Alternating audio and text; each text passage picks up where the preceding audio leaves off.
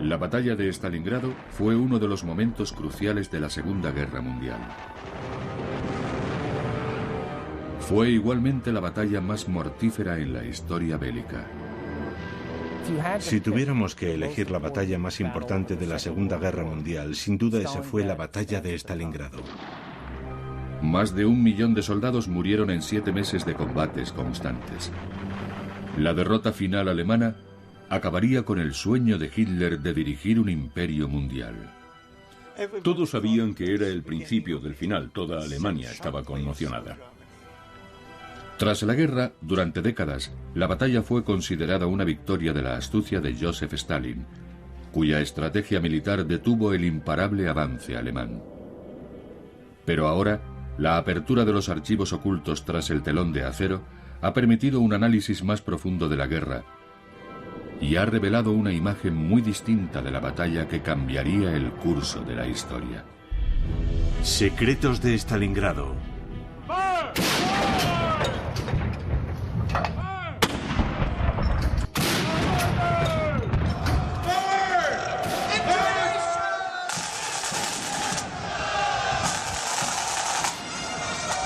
Aquí, en la legendaria Academia Militar de la Ciudadela en Carolina del Sur, David Glantz, coronel retirado e historiador militar, ha dedicado su carrera a estudiar la guerra en el frente oriental.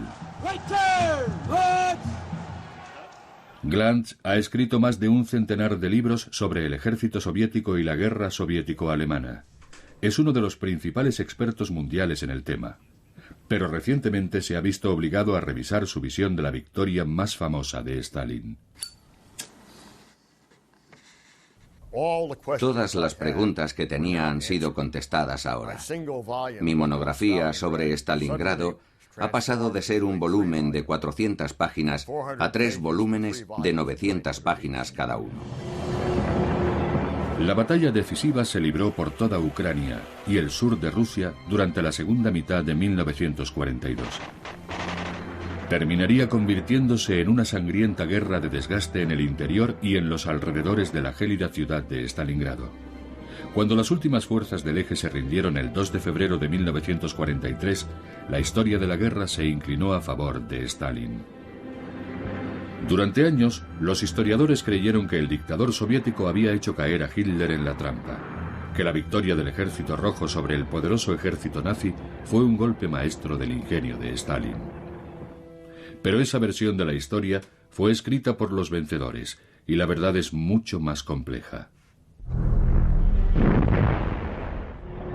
La batalla de Stalingrado fue un choque titánico entre 2 de los dictadores más infames del mundo, Joseph Stalin y Adolf Hitler.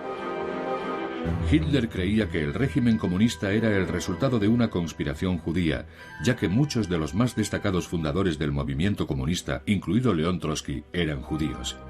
El Führer quería que el país fuera destruido a cualquier precio.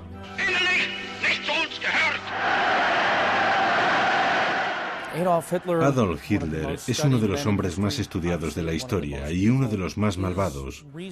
Pensaba que la naturaleza fundamental de la lucha humana era la lucha entre las razas.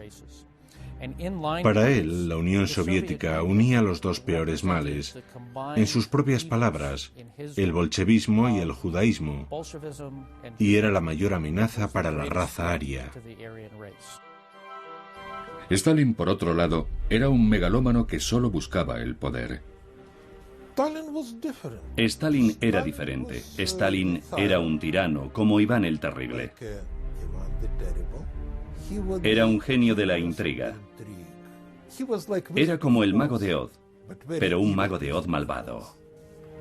El padre de Sergei, Nikita Khrushchev, conoció muy bien a Stalin. Nikita se convertiría más adelante en el líder de la Unión Soviética, pero durante la Segunda Guerra Mundial era comisario político y miembro del Consejo Militar de Stalin. Fue testigo directo de las decisiones del dictador. En 1939, Stalin firmó un pacto de no agresión con Hitler. El pacto se convirtió de hecho en un salvoconducto de los nazis para invadir Polonia. El pacto fue una arriesgada maniobra de Stalin, una estrategia para ganar tiempo. En 1939, el ejército soviético no era rival para la poderosa maquinaria bélica alemana. Stalin quería que Hitler se distrajera con otras ofensivas, mientras él reconstruía las defensas soviéticas. Stalin era realista y sabía que tarde o temprano Hitler les atacaría. En 1942 no estaba preparado. Y entonces todo saltó por los aires, porque Hitler derrotó a Francia y Gran Bretaña en unas semanas, en 1940. Y cuando Hitler ocupó París, Stalin era como el conejo que se sienta delante de la serpiente. Walter Günther era un soldado alemán que sirvió en Francia y los Balcanes siguiendo al imparable ejército alemán en su conquista de Europa. Después fue destinado a Rumanía. En 1941 tenía muy claro que Hitler preparaba el ataque contra los soviéticos. Veía más y más unidades alemanas dirigiéndose a la frontera entre Rumanía y Rusia en el Mar Negro. Y decía, bueno, espero que no pase nada. Pero el 22 de junio Hitler atacó.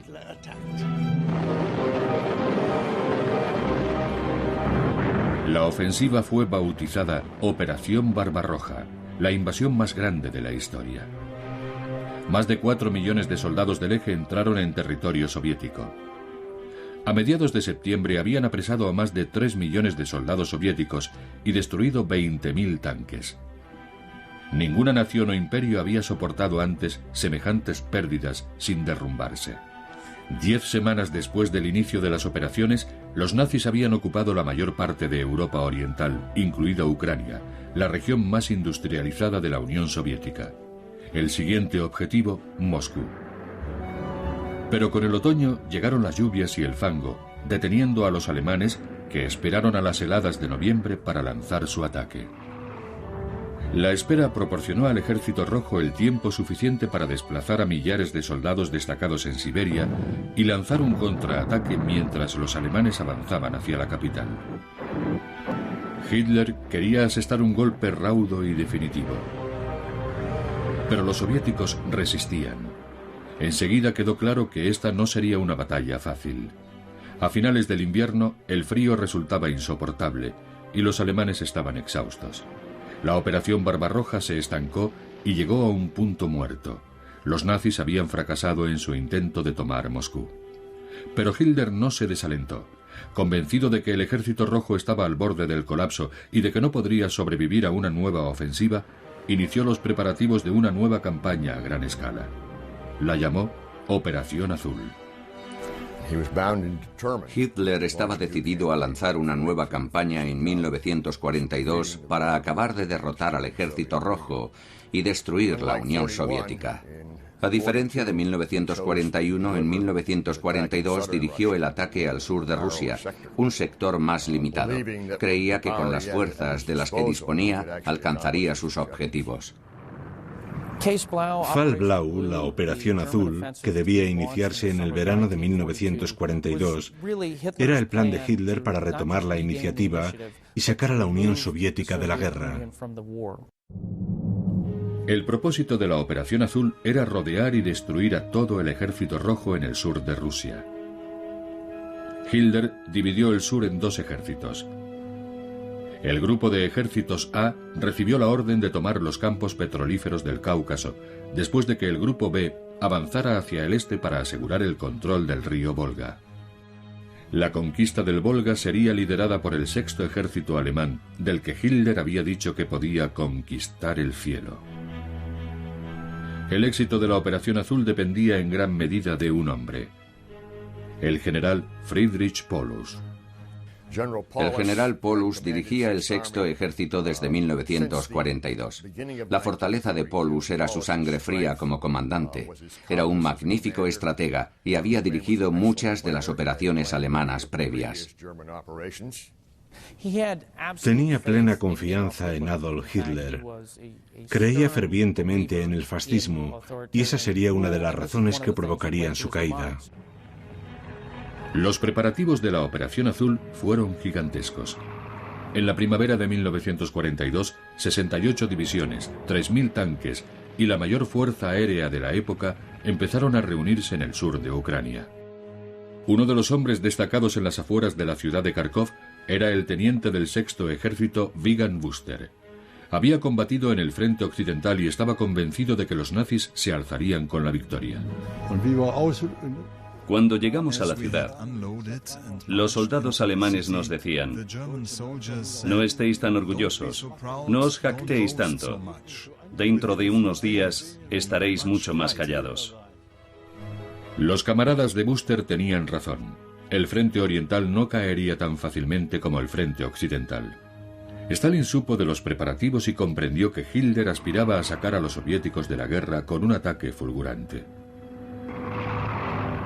Stalin ordenó lanzar un preventivo para detener a los alemanes. Stalin decidió lanzar una serie de operaciones ofensivas con el objetivo de alterar el plan alemán previsto para el verano de 1942. Los soviéticos iniciaron dos ofensivas locales.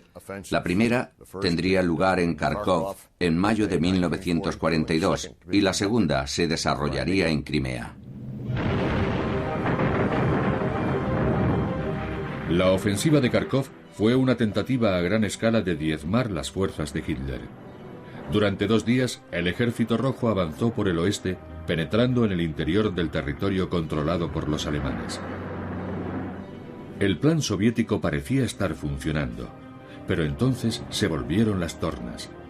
El teniente Buster fue testigo del avance del Ejército Rojo. Los rusos se abrieron paso cerca de Kharkov. Nosotros entramos en batalla en cuanto descargamos en la misma estación. Allí destruí varios tanques rusos con mi 10ª unidad de artillería. Buster no fue el único que destruyó tanques rusos. La superior potencia de fuego alemana hizo su trabajo. Pocos días después, la ofensiva de Kharkov se había convertido en un desastre para el Ejército Rojo. Muy pronto se amplió a lo largo de 110 kilómetros. Cada vez resultaba más difícil defender el frente. Y para agravar las cosas, los soviéticos veían cómo las divisiones de tanques alemanas se agrupaban en los dos flancos, amenazando con rodear a sus fuerzas. La inteligencia soviética aconsejó a Stalin que ordenara la retirada. Pero para Stalin, la retirada no era una opción. El jefe del Estado Mayor del Ejército Rojo fue a ver a Nikita Khrushchev, el oficial de mayor rango del soviet militar, con la esperanza de que pudiera hacer cambiar a Stalin de opinión. Nikita le contó a su hijo aquella conversación. Las lágrimas inundaban su rostro y le dijo: camarada Khrushchev, tiene que comprender lo que está pasando. Si no retiramos nuestras tropas, lo perderemos todo. Mi padre me contó que llamó por teléfono a Stalin, que estaba en su casa de campo con un estrecho colaborador. El camarada Stalin le contestó a mi padre: no metas las narices en los asuntos militares, tú no entiendes nada. Y le colgó el teléfono.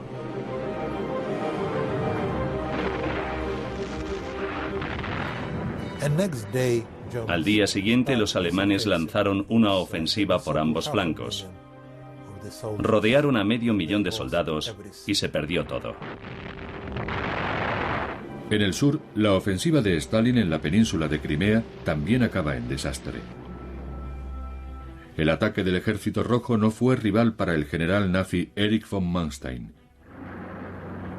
Von Manstein era un héroe en Alemania por su trabajo en el frente occidental.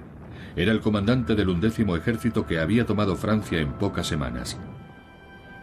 No tuvo ningún problema para rechazar el ataque ruso. Los efectos de estas derrotas fueron catastróficos para los soviéticos, porque significaba que en la víspera de la Operación Azul alemana, la campaña de verano alemana, el Ejército Rojo había sido despojado de aproximadamente 500.000 de soldados que defendían el sur de Rusia.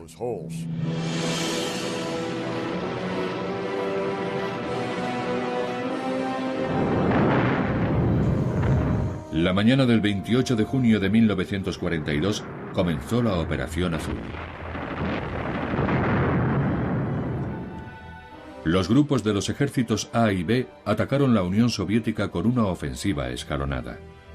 El primero en atacar fue el Grupo B, incluido el sexto ejército del general Paulus. Después, el Grupo A avanzó hacia los importantes campos petrolíferos del Cáucaso. El ataque escalonado permitía a la Fuerza Aérea Alemana procurar su letal protección aérea primero a un grupo y luego al otro. Los nazis rápidamente abrieron una brecha de 320 kilómetros en la línea defensiva del Ejército Rojo. Para los soldados alemanes, que avanzaban imparables, era casi demasiado sencillo. Veías a la infantería a la derecha y a la izquierda. Sentías que no estabas solo en un país extraño. Incluso cuando te atacaban, tenías ayuda tanto a la izquierda como a la derecha. Nada nos detenía. Durante mucho tiempo no hicimos otra cosa que seguir avanzando. Y cuando nuestros caballos estaban agotados, usábamos los tractores y los tanques que habíamos arrebatado a los rusos. Éramos como un grupo de gitanos avanzando hacia el este. La primera fase de la Operación Azul está bien documentada, pero el desarrollo posterior de la batalla no se conoce tan bien.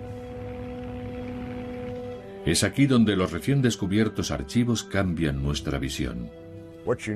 La singularidad de la batalla de Stalingrado en términos de fuentes materiales es que ahora disponemos de datos fidedignos acerca de la batalla.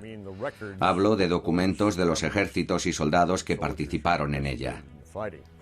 En el caso de los archivos alemanes, ahora disponemos de los diarios de campaña del Sexto Ejército, que han estado desaparecidos durante 50 años. Muchos de los documentos del Sexto Ejército fueron encontrados recientemente, y en el lado soviético casi todos los documentos fueron ocultados a los historiadores occidentales hasta la desaparición de la Unión Soviética. Por lo general, los libros que se publicaban estaban políticamente sesgados. Loaban las glorias del victorioso Ejército Rojo, justificaban sus derrotas y ocultaban las manchas y errores del historial militar. Durante años, esos documentos cruciales permanecieron ocultos tras el telón de acero, pero en el año 2000, 9 años después de la caída de la Unión Soviética, fueron publicados finalmente. Cuando examinamos esos documentos, que no estaban disponibles para los historiadores anteriores, se pueden identificar ciertas ideas erróneas acerca de cómo fue conducida la batalla y el resultado de la misma. Ahora podemos cambiar esas falsas ideas por la verdad. La más extendida entre estas falsas ideas versa sobre la estrategia de Stalin ante el avance nazi. La historia nos dice que Stalin ordenó a sus hombres retirarse, haciendo que los alemanes lo siguieran y cayeran en su trampa en el interior de la ciudad. El plan parecía un golpe de genio militar, un gran éxito que arraigó en la cultura popular soviética. Pero David Glantz ha descubierto que esa popular historia es falsa. Hay dos mitos fundamentales que han quedado destruidos con las nuevas revelaciones de los archivos. La primera es que cuando los alemanes lanzaron su Operación Azul, Stalin ordenó la retirada a sus tropas estacionadas en el sur de Rusia. De hecho, los archivos demuestran que Stalin dio órdenes estrictas a sus hombres de que resistieran en sus posiciones a toda costa. Este volumen de directrices y órdenes de la Stavka contiene órdenes en relación al deseo de Stalin de que sus ejércitos resistieran y pelearan. Cito una orden del 9 de julio. No habrá ningún tipo de retirada. Stalin cree que sus hombres no deben retroceder bajo ninguna circunstancia. Y cuando se vean obligados a hacerlo, tienen órdenes de retirarse peleando y defendiendo con uñas y dientes cada palmo de terreno que cedan. Pero a pesar de la firmeza de las órdenes de Stalin, el Ejército Rojo no es un obstáculo para el arrollador avance nazi. Los ejércitos que resistieron en sus posiciones y que pelearon en la retirada fueron destruidos en su gran mayoría por el Juggernaut alemán en su avance por el sur de Rusia. El comandante del Ejército Rojo, Anatoly Meresko, que avanzaba hacia el oeste con su compañía de cadetes, pudo ver cómo el frente soviético caía a su alrededor. Meresko veía a soldados huyendo para salvar la vida. no un esfuerzo organizado para atraer al ejército de Hitler a una trampa. Llegamos al cruce de caminos de los campos y allí encontramos grupos de civiles que huían de Kharkov, mezclados con soldados desesperados del Ejército Rojo. Todos estaban tan tristes y desesperanzados que a veces nos daban sus armas. Meresko y su compañía hicieron todo lo que pudieron por detener a los alemanes y se retiraron peleando, pero cada día cedían kilómetros ante la ferocidad del asalto nazi.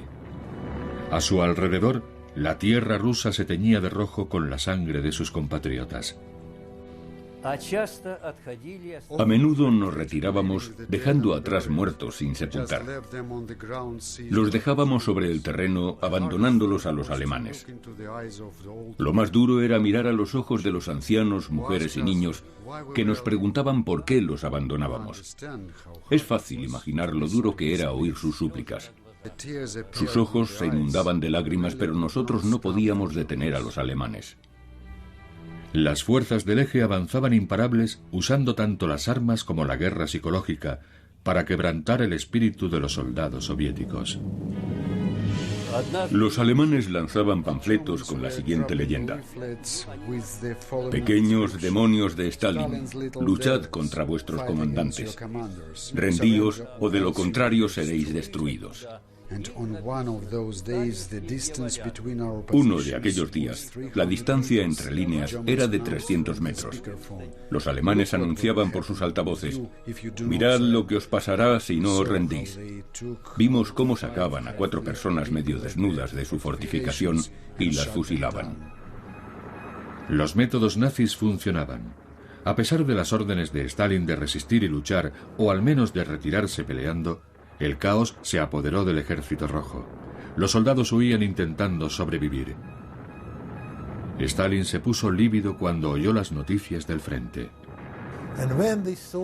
Cuando vieron la magnitud de la derrota y a los alemanes avanzando por todas partes, sin posibilidad alguna de detenerlos, Stalin llamó a Khrushchev, mi padre, y le dijo: ven a Moscú. Como jefe del soviet militar, Khrushchev sabía que sería el blanco de la ira de Stalin. Khrushchev, mi padre, fue a la dacha de Stalin. Este le dijo: camarada Khrushchev, ¿recuerda a aquel general del ejército imperial ruso que perdió la batalla en Prusia Oriental en 1914? Y mi padre dijo: sí, recuerdo que fue el general Samsonov y que se suicidó. Entonces Stalin le dijo: por favor, acaba tu sopa. Y no le contestó. Pero mi padre no quería suicidarse. En realidad pensaba que no había sido culpa suya, sino de Stalin. Hoy, los estrategas militares están de acuerdo. La mayoría cree que si Stalin hubiera ordenado una retirada organizada, dando tiempo a sus hombres para reagruparse, podría haber restablecido sus defensas evitando la masacre que tuvo lugar. Pero Stalin se opuso férreamente a la retirada. De hecho, los archivos recientemente descubiertos demuestran lo lejos que estaba dispuesto a llegar para detener la ofensiva nazi. A los ojos de Stalin, la resistencia era la prioridad máxima. Sus tropas debían seguir luchando. El 28 de julio de 1942, Stalin recurrió a medidas draconianas. La Orden 227 emitida por el comisario de Defensa proclamaba: ni un paso atrás. Para hacer cumplir la orden, ordenó a todos los ejércitos la creación de destacamentos de bloqueo con instrucciones de fusilar a los soldados que abandonaran el frente aterrados. Meresko esperaba que los destacamentos de bloqueo y los nuevos refuerzos, como sus cadetes, ayudaran a detener las oleadas de soldados que huían. Creíamos que podríamos detener la retirada. Al final la orden puso en marcha las barreras, pero los soldados seguían retrocediendo. Pero teníamos que detener el pánico que invadía a casi todas las divisiones, sobre todo a aquellas divisiones que participaron en la operación de Kharkov. Estaban aterrorizadas, no solo por la infantería, también por los tanques y la fuerza aérea. Incluso la sola palabra alemanes les hacía huir. Los destacamentos de bloqueo estaban bajo el mando de la NKVD, las fuerzas de la policía soviética. Un informe revela que retuvieron a más de 600.000 soldados, arrestaron a más de 25.000 y fusilaron a 10.000 compatriotas. Irónicamente, la NKVD consiguió retirar a más soldados soviéticos de la circulación que los propios alemanes. El éxito inicial de la Operación Azul sorprendió a los nazis, que carecían de recursos suficientes para controlar el ingente número de soldados apresados. Hitler tenía tropas y potencia de fuego suficientes para derrotar al Ejército Rojo, pero no para reunir a los prisioneros y trasladarlos lejos del frente. Aunque los alemanes destruyeron casi 6 ejércitos soviéticos y rodearon a todas esas fuerzas, simplemente carecían de suficientes soldados para vigilar y apresar a los soldados que habían rodeado. Muchos potenciales prisioneros escaparon. Otros fueron encerrados en prisiones al aire libre, donde las bajas temperaturas y la falta de alimentos significaban una muerte casi segura. Pero para los nazis, los prisioneros eran una preocupación menor. La Operación Azul marchaba tal y como estaba planeado, y lo que quedaba del Ejército Rojo de Stalin se veía forzado a retroceder hacia el este. A principios de julio, Adolf Hitler, exultante, anunciaba el fin de la Unión Soviética. Anticipándose al inminente colapso de la Unión Soviética, Hitler modificó la Operación Azul. Primero, ordenó al Sexto Ejército que tomara la ciudad homónima de Stalin, Stalingrado. El resto del Grupo B se dividiría para tomar el Cáucaso, mientras una parte mayor del Grupo A era enviada al norte para atacar Leningrado. El anuncio de Hitler fue prematuro. Estaba proclamando la victoria antes de ganar la batalla. Debilitó demasiado sus fuerzas separándolas y alejando el apoyo mecanizado necesario de la infantería. El ejército alemán tenía que ejecutar 2 estrategias objetivamente diferentes, no solo Stalingrado, también los campos petrolíferos del Cáucaso. Los hombres del Sexto Ejército tenían la misión más dura: conquistar Stalingrado sin el apoyo del Cuarto Ejército Panzer, ahora camino del Cáucaso. Esto hizo al Sexto Ejército alemán más vulnerable en su avance hacia la ciudad. Los Panzer Mark III eran las bestias de carga del ejército alemán. Diseñado por Daimler-Benz, este tanque fuertemente acorazado de 23 toneladas podía alcanzar velocidades de hasta 35 kilómetros por hora. Otra variación era el Sturmgeschütz III, construido sobre el chasis del Panzer. Este cañón de asalto, conocido como Stug, era muy estable y estaba equipado con una pieza de artillería de 75 milímetros. Era un auténtico asesino de tanques. Los tanques alemanes tenían más capacidad de fuego y de maniobra que sus rivales soviéticos. Stalin dependía del T-26, un vehículo más lento y con menos potencia de fuego. En 1941, los nazis destruyeron más de 20.000 tanques soviéticos. En Occidente solemos pensar desde nuestra propia supremacía tecnológica, pero a menudo ignoramos el hecho de que los avances que los alemanes intentaron conseguir y que lograron con extraordinarias mejoras en su flota armada fueron diseñados para combatir no solo la superioridad numérica soviética, sino también la superioridad tecnológica soviética. El Sexto Ejército era más vulnerable sin el apoyo de los Panzers, pero en ese momento aquello no parecía tener importancia.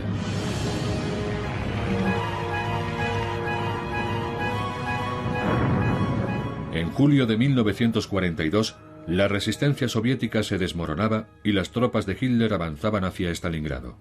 El resto del mundo también se hundía. Europa occidental estaba controlada por los nazis. En África, el legendario mariscal de campo Erwin Rommel obligaba a las fuerzas británicas a refugiarse en Egipto y amenazaba con tomar el Cairo. Y los submarinos nazis acechaban en las costas de Estados Unidos, amenazando al último aliado en llegar.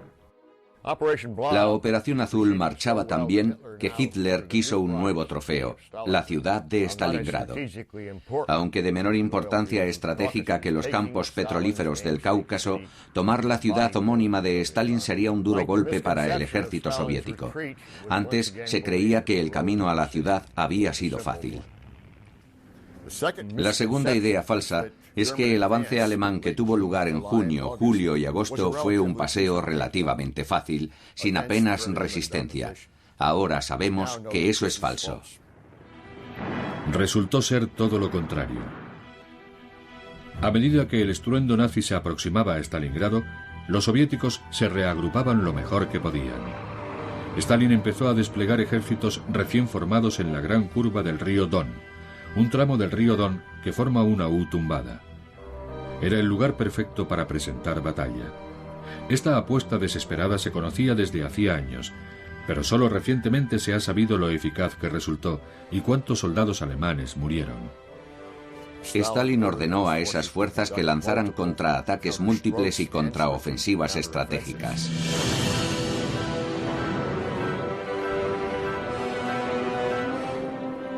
La lucha era feroz.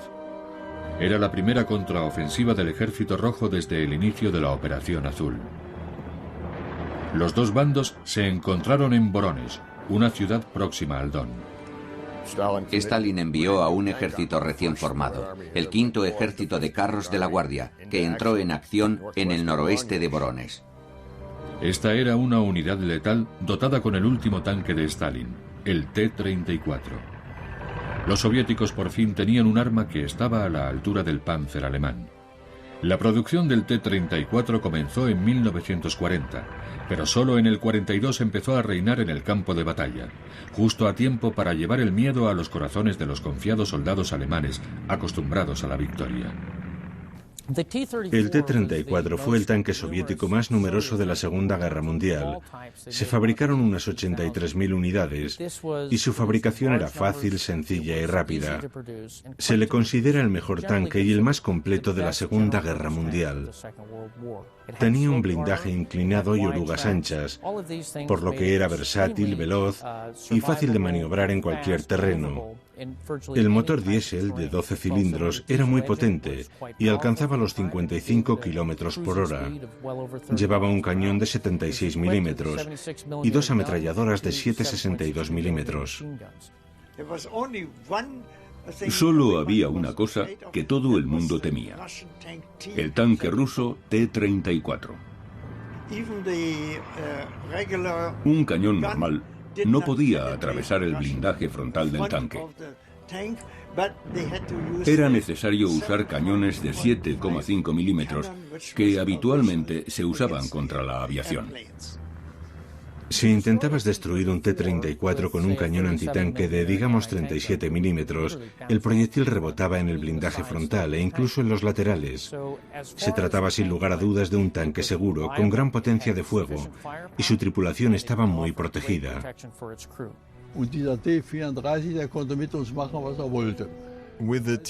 Con el T-34 podían hacer lo que querían. Nosotros no teníamos nada que pudiera detenerlo. Era terrible. La única esperanza de los alemanes para derrotar al T-34 era una combinación de combate a corta distancia y ataques aéreos. La infantería debía estar a menos de 200 metros para tener alguna posibilidad de detenerlos. Tenían que acercarse mucho y apuntar a las rendijas de visión o a la caja del motor para intentar inutilizarlos. Una vez detenido, los soldados tenían que acercarse desde atrás y trepar hasta la torreta para lanzar una granada dentro de la cabina de la tripulación o colocar la granada bajo el sistema del cañón principal, inutilizándolo. El combate entre tanques típico de la Segunda Guerra Mundial se desarrollaba a menos de 300 metros. Eran batallas a distancias muy cortas. Para destruir un T-34, los soldados tenían que subirse literalmente encima del tanque. Camino de Stalingrado, Wiegand Wüster se vio cara a cara con numerosos T-34. En ocasiones, fue solo la suerte la que hizo que sus hombres y él siguieran con vida. Envié a un soldado a mirar al otro lado de la esquina, para que nos avisara cuando se acercaran los tanques rusos.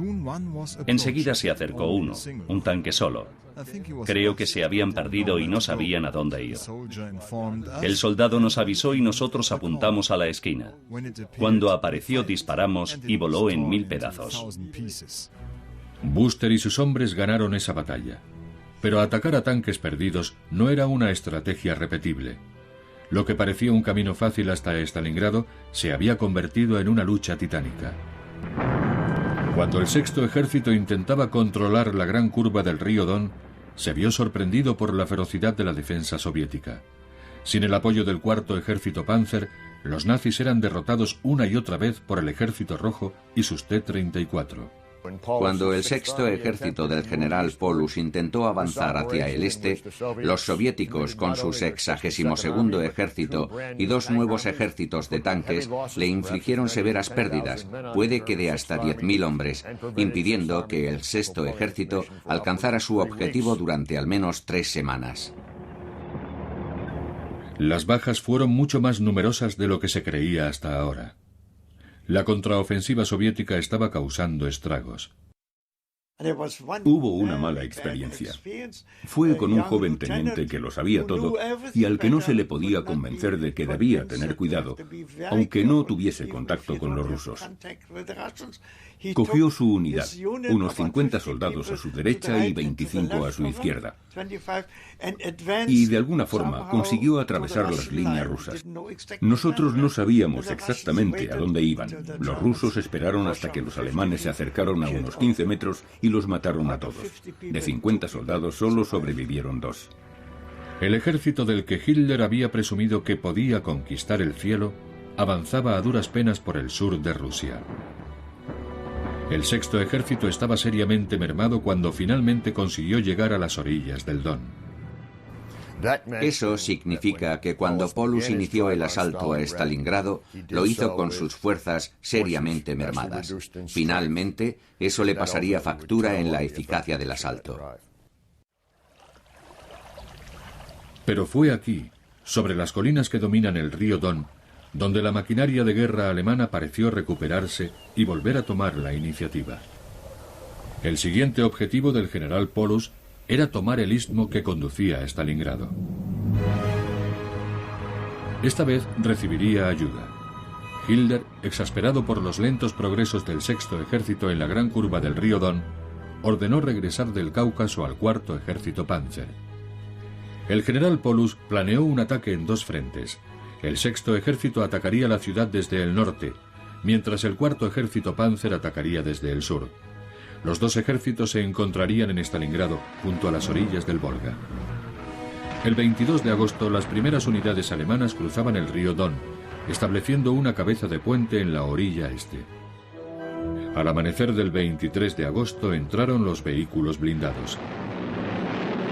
Con superioridad aérea completa, el rugido de los motores de los tanques del general Paulus rompía el silencio matutino. El asalto final a Stalingrado había empezado. Oímos el estruendo en la estepa. Un montón de tanques enemigos avanzaban hacia nosotros. Los alemanes atacaron con un cuerpo blindado que destruyó las defensas de nuestras 2 pequeñas divisiones. Los tanques no encontraron ninguna resistencia y entraron en Stalingrado en formación de desfile. El flanco derecho de nuestro batallón de cadetes se vio sorprendido por los tanques. Un pequeño número de tanques se separaron del desfile y arrollaron vivos a los cadetes. Eso ocurrió aproximadamente a 1 kilómetro de nosotros. Todos los cadetes lloraban de impotencia. Nuestros amigos estaban muriendo y no podíamos ayudarles. Aquella misma tarde, el Sexto Ejército dominaba el Volga desde los barrios del norte de Stalingrado. El general Paulus lanzó a la Fuerza Aérea Alemana. A las 4 de la tarde, en el cielo, apareció un enjambre de aviones aproximándose en oleadas a Stalingrado. Había empezado el bombardeo de la ciudad. Las columnas de humo negro se elevaban varios kilómetros en el cielo. Por la noche, Stalingrado ardía en llamas. Los bombardeos prosiguieron durante días. Murieron más de 200.000 civiles. Murieron más civiles en Stalingrado que en los ataques nucleares de Hiroshima y Nagasaki juntos. La ciudad quedó reducida a escombros. Hitler esperaba su trofeo. En Moscú, Stalin estaba furioso por el fracaso de sus fuerzas y la aparentemente inevitable caída de su ciudad homónima. Fiel a su costumbre, Stalin dirigió su ira hacia sus camaradas, tanto políticos como militares. Nikita Khrushchev pensó que iba a ser eliminado. Stalin le dijo, vuelve al frente. Y mi padre pensó, seguro que me arresta en el coche. Porque era costumbre de Stalin detener a la gente cuando salía de su residencia. Así que pensó, ¿qué hago? ¿Qué puedo hacer? Y contó, fui hasta el aeródromo militar y nadie me arrestó. Luego subí al avión y volé hasta el frente. Solo me sentí a salvo cuando llegué a Stalingrado. En aquella época estaba mucho más seguro en Stalingrado que en Moscú. Khrushchev temía más a Stalin que a las bombas nazis. Las bombas seguían cayendo y los soldados alemanes cada vez estaban más cerca de las humeantes ruinas de la ciudad. Estaba a punto de comenzar la sangrienta guerra urbana que sería documentada también después de la guerra. Menos conocidas fueron una serie de duras batallas libradas en el sector norte de la ciudad. David Glantz ha descubierto que esas batallas olvidadas fueron un punto crucial en la guerra. En ellas se decidiría el destino de Alemania antes incluso de que los nazis pisaran Stalingrado.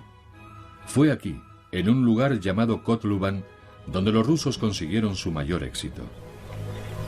Fue aquí, y no en Stalingrado, donde cambió el curso de la guerra.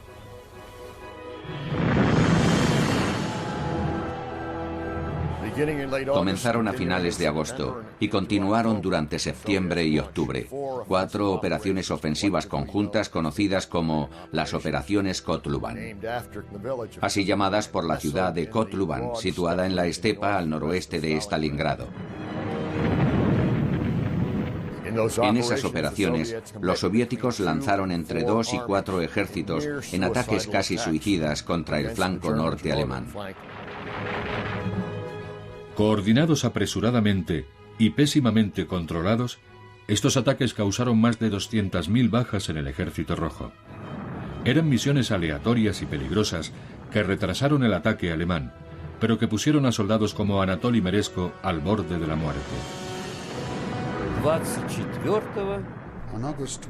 El 24 de agosto nos dijeron que atacaríamos a los alemanes con el objetivo de cortar un pasillo de 8 kilómetros de longitud. Ni nuestro regimiento, ni la aviación, ni la artillería estaban entrenados para ese ataque. Atacamos a ciegas, cortamos el pasillo, pero sufrimos muchas bajas. Después de 2 días, los alemanes enviaron más refuerzos y nos obligaron a retroceder. Las numerosas bajas y el éxito final alemán relegaron esas batallas a meras notas a pie de página de la historia. Otro fracaso soviético en los prolegómenos de la batalla de Stalingrado. Pero la historia tiene otra lectura. Los soviéticos sufrieron pérdidas espantosas en los enfrentamientos de Kotluban, tanto en vidas humanas como en tanques. El 6º ejército del general Paulus ahora tendría que tomar la ciudad de Stalingrado con la infantería fundamentalmente, ya que el 14º ejército de Panzers estaba atrapado en otra parte. Las batallas de Kotluban aislaron a los tanques de Paulus, por lo que el 6º ejército alemán se vio obligado a seguir avanzando con escaso apoyo mecanizado. Glantz opina que gracias a eso, Stalingrado tuvo una oportunidad para sobrevivir.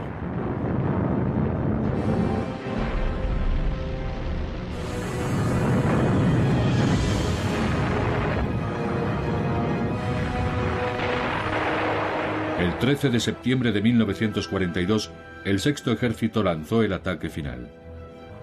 La batalla por la ciudad había comenzado. Stalingrado se convirtió básicamente en un matadero al que el Sexto Ejército envió en septiembre a un tercio de sus fuerzas. A finales de noviembre estaba allí todo el ejército.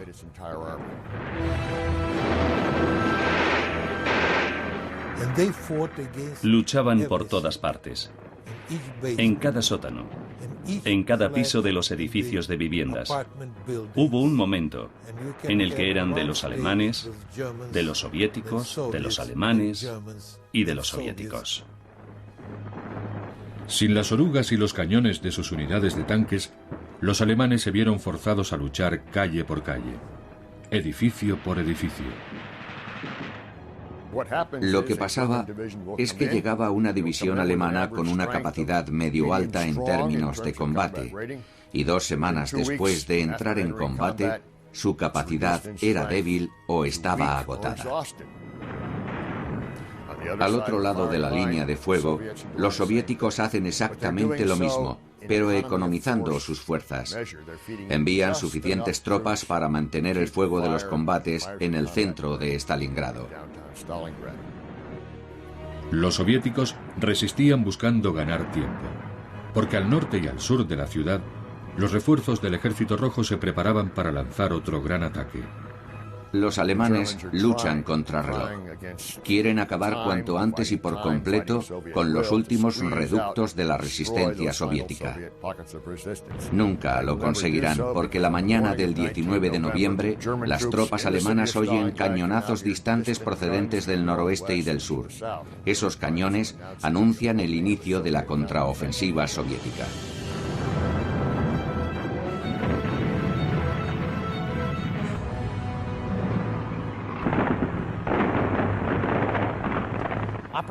La Operación Urano fue el esfuerzo soviético por cerrar el círculo, para aplicar 2 pinzas masivas, una por el norte y otra por el sur. Los soviéticos sabían que las líneas alemanas eran débiles y pronto las atravesaron. Más de 1 millón de soldados del Ejército Rojo rodearon a las tropas alemanas.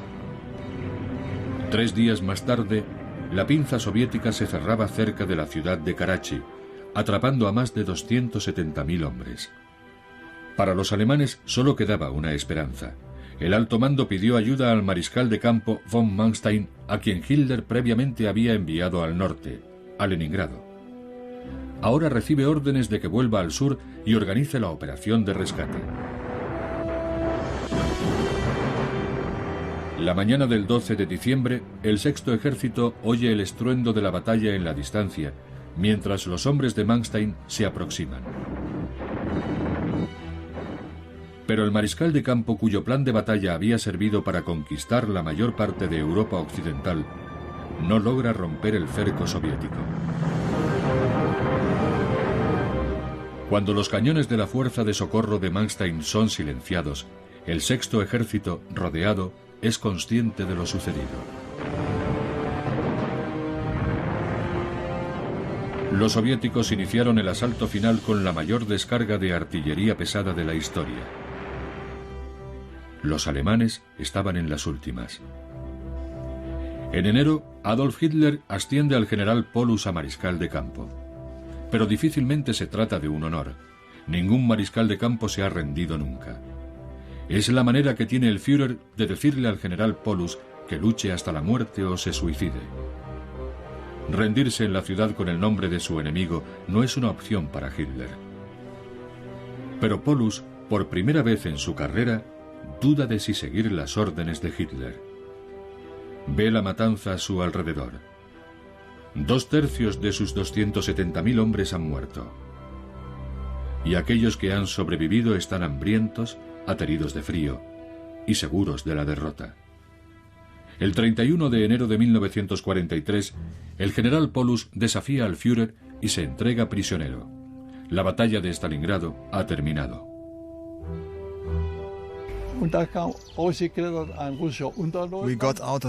Salimos del sótano de un edificio destruido. Los soldados rusos nos esperaban allí apuntándonos con sus ametralladoras. Nos desarmaron, por supuesto. Estábamos tan cansados que no nos importó.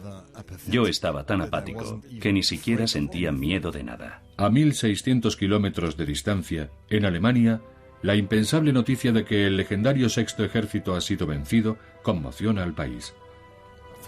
La noticia de la derrota en Stalingrado corrió por toda Alemania, conmocionando al pueblo alemán. Centenares de miles de familias alemanas tenían soldados destinados en la batalla.